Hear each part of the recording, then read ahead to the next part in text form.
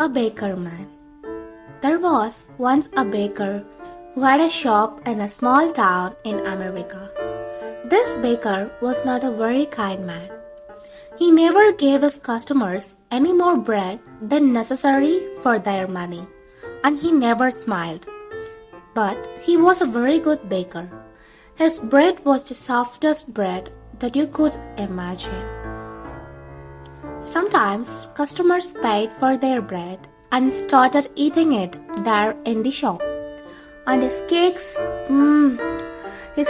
were really delicious. People came to his shop from all over the town.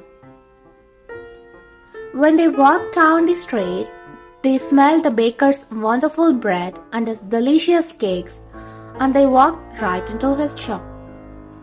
But not everyone came inside. Some people just stood outside the shop, smelling and looking in through the windows. The baker didn't like this. Their stomachs are full of the smell of my bread. I'm giving them a free lunch, and I get nothing for my hard work, he said to himself. Perhaps there's some way to put those delicious smells in bottles. Then I can sell them just like I sell my bread. On winter morning, very early, the baker wasn't in his shop making bread. He was not singing happily while he worked. He was complaining to himself about getting up early, about the cold weather, and about anything that came into his head. In the middle of all this, he looked up and saw someone looking in through the window. It was a young man wearing an old coat. He was looking at the baker's bread and he was hungry. He was smelling the fresh bread and smiling. When the baker saw him, he felt very angry. That thief outside my shop has a stomach full of the smell of bread. It was a free breakfast. I get nothing for my hard work while he steals my bread. The man didn't move.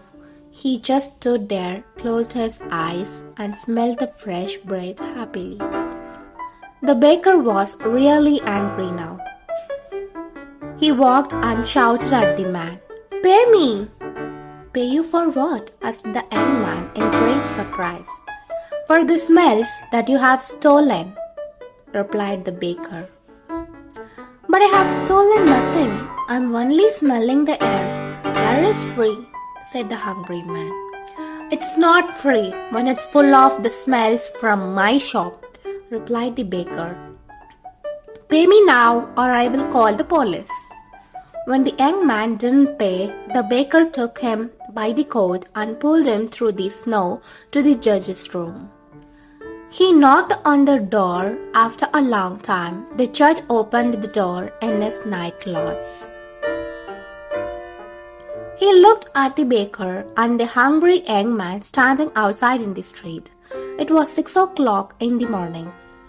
"What could be so important so early in the day?" asked judge. "This man is a thief.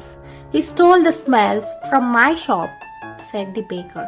The judge was surprised, but all he said was, "Come in and tell me your story. But first, give me to dress myself." He went back into the house. After a few minutes, he came back and he took them inside. They all sat down together around a large table. "All right, tell me everything. Baker, you start," said the judge. He listened quietly. First, the baker told him all about the hungry man who stole his smells. The judge went on listening.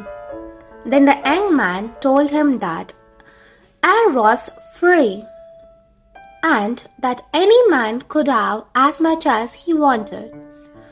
When they finished telling their stories, the judge was silent for a few minutes. The baker started telling him again of how the other man took all his smells without paying. "Stop. Be quiet. I have decided what we will do," said the judge. "Young man, do you have any money?" The young man put his hands in his pocket and took out a few coins. He showed them to the judge and said, "Sir, this is all the money that I have in this world. Give those coins to me," said the judge. The young man put them into the judge's hand. "I have listened carefully to both your stories," began the judge. "It's true that the smells were coming out of the baker's shop, and these smells belong to the baker. And it's also true that this young man took those smells without paying for them. And so I say that the young man has to pay the baker for the smells that he took." The baker smiled. Perhaps for the very first time in his life, he held out his hand at once for the money. But the judge did give him the coins. "Baker, listen and listen carefully," he said. He shook the coins in his hands and they clinked together. "That can pay for the smells," he said to the baker. "Give me my coins, sir," said the baker, not smiling anymore. "No," said the judge. "I have decided that sound of money is the best way to pay for the smell of the bread." And with that, he gave the coins back to the poor young man and told him to go home. Please subscribe my channel for more videos.